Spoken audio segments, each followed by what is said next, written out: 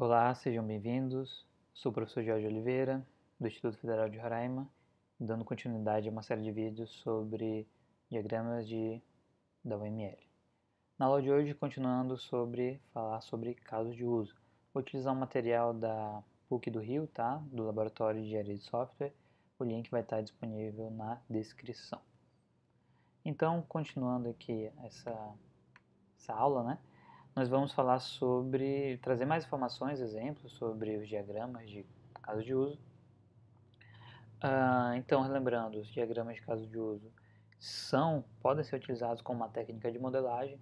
Ele é um diagrama multitarefa, digamos assim, né, multipropósito, que pode ser utilizado em mais de uma fase do desenvolvimento de software. E ele basicamente descreve o que o sistema faz, tá bom? As ações que o sistema faz.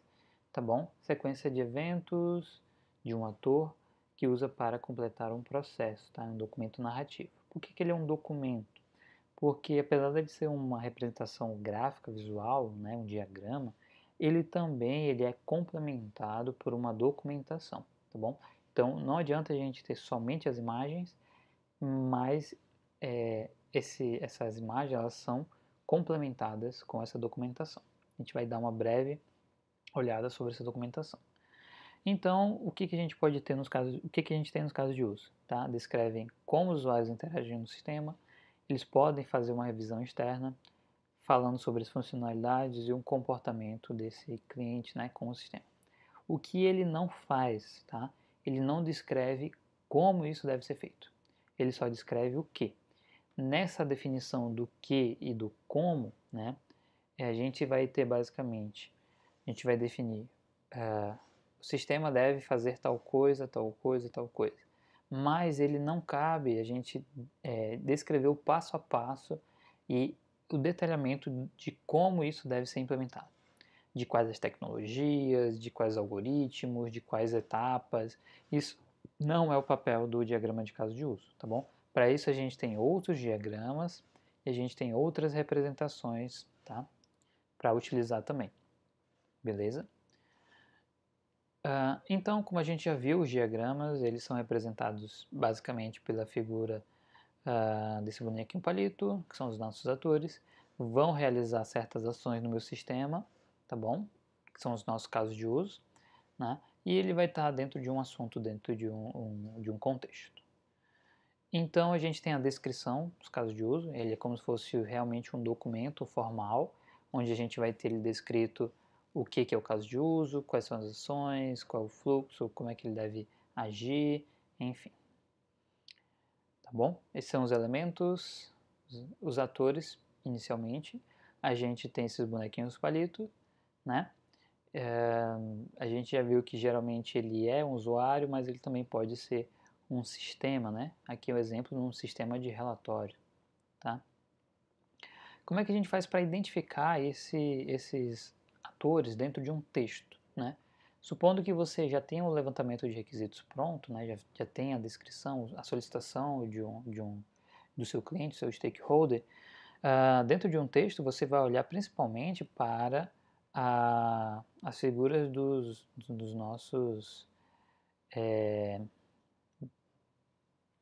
sujeitos, né? Aqueles que vão desempenhar as ações. No nosso caso aqui, a gente tem a figura de uma loja de CDs, a gente tem o atendente e a gente tem o gerente, né?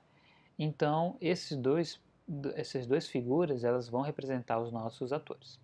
A gente também tem aqui a figura de um cliente, tá? E por que esse cliente ele não é um ator? Por que ele não vai ser representado dentro do meu sistema? Porque ele não vai interagir diretamente com o sistema.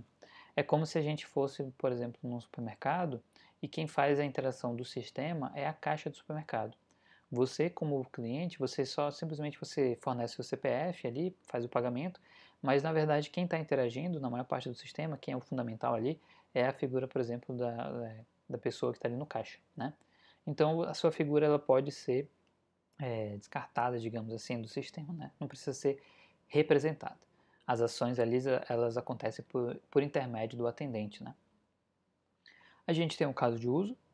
O caso de uso, como foi falado na aula anterior, ele é representado por essa figura elíptica e precisa ser a recomendação é que seja um verbo mais um complemento, tá bom?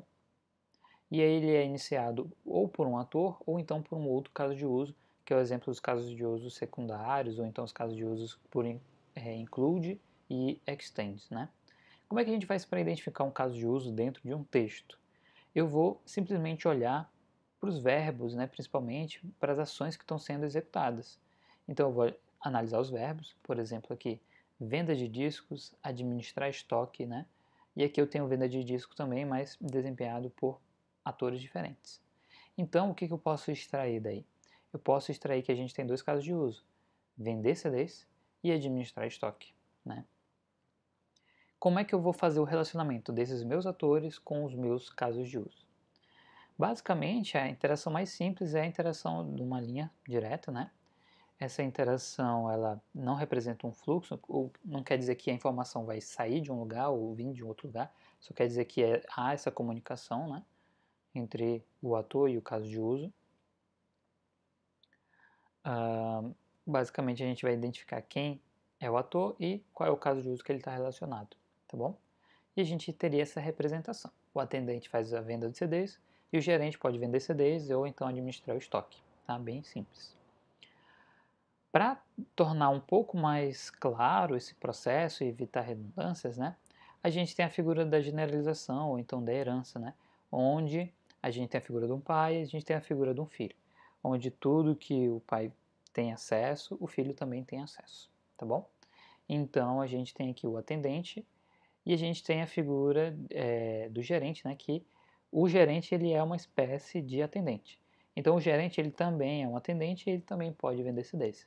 Então antes, onde a gente tinha essa ligação direta do gerente com o caso de uso vender CDs, a gente pode, para representar melhor a figura, né, fazer essa herança. A gente também pode fazer a herança ou generalização entre casos de uso. Eu não gosto muito de fazer isso, mas a gente consegue fazer sem problema nenhum. Dependendo do caso, a gente consegue representar melhor essa estrutura, tá bom? É um pouquinho mais complexo, mas a gente consegue fazer, tá bom? Então aqui na figura, por exemplo, dentro ainda desse papel de loja de CDs, se a gente fosse falar sobre a venda de CDs, ela pode ser à vista ou a prazo, né? Então a gente pode pegar e separar esse caso de uso vender CDs em vender CDs a prazo ou vender CDs à vista, né? A gente também poderia generalizar mais se a gente quisesse fazer divisão da venda no cartão ou boleto, né? Vender a prazo. Então eu posso vender várias vezes no boleto, então várias vezes no cartão. E se eu quisesse tratar a figura de inclusão e extensão, né? Que são aqueles casos de uso obrigatórios, né? E eu tenho os casos de uso opcionais, né? Que são os estendidos. Então, para as figuras da extensão, da extends, né, os casos de uso opcionais, a gente teria, por exemplo, aqui vender CDs com desconto. Então, se eu vou vender um CD à vista, eu poderia calcular um desconto, né? Dependendo de quantas vezes, ou então se sempre é obrigatório então fazer esse processo, né? Se tá ou não a promoção ativa, por exemplo, e vender CDs com cartão. Aqui o caso é se eu, voltando, ó, se o cliente tem mais de 10 anos de cadastro na loja, ele tem direito a desconto, tá bom? E o include é quando a gente faz essa obrigatoriedade. Então, toda vez, imagine de novo o processo de autenticação, né? Onde para eu poder fazer a venda dos CDs, eu tenho que obrigatoriamente fazer o login. Para eu administrar o estoque, eu obrigatoriamente tenho que fazer o login, tá? Esse é o caso de uso onde a gente aplica o include de maneira mais fácil, né? É desse jeito. Mas lembrando novamente que não necessariamente eu preciso colocar, porque às vezes o login ele desempenha a cadeia, né, para todo o processo do sistema. Às vezes não é interessante eu representar esse caso de uso ou então representar outros casos de uso, tá bom? Então, o que você vai colocar, como você vai colocar, a estrutura que você vai fazer esse processo, se vai ter muitas heranças, se não vai ter, depende da sua complexidade, tá bom? Eu não gosto inicialmente de tratar disso, mas eu tenho que mostrar para vocês, né? Mas para quem está começando, não é muito interessante já pensar nessa estrutura de herança, tá bom? Em caso de uso, porque elas acabam fornecendo uma cadeia mais complexa e o aluno pode se enrolar um pouquinho, tá bom? Aqui em fronteira do sistema, basicamente você vai fazer uma anotação através de um quadrado e vai delimitar ali o que é o sistema e o que está fora do sistema. No caso, o atendente ele está fora do sistema e o gerente também. Por isso que eles são figuras externas, né? A gente tem a descrição, tá bom? Como foi falado, a descrição dos casos de uso, ele é um documento textual que ele vai dar mais embasamento para descrever aquele cenário. Então, às vezes eu tenho só a imagem ela traz uma compreensão para a gente, mas a especificação de como esse processo vai acontecer, né, para entender melhor, a gente traz dentro da descrição de caso de uso. Aqui na descrição de caso de uso, a gente tem essa descrição informal, que é o que vai ser pedido nos exercícios de vocês, tá bom? Nessa descrição de caso de uso, basicamente é o texto. Ó. O cliente inicia o cadastro, o assistente de cadastro examina a documentação enviada, o cliente envia a documentação regularizada por atendente. Se houver algum caso, então a gente tem as possibilidades né, do Extends aqui, da ficha cadastral, o gerente informa irregularidades, o cliente corrige as informações, então a gente, através de um texto, a gente traz informações para o nosso caso de uso, tá bom? Essa é uma maneira de fazer, e a gente tem uma maneira um pouco mais formal, tá?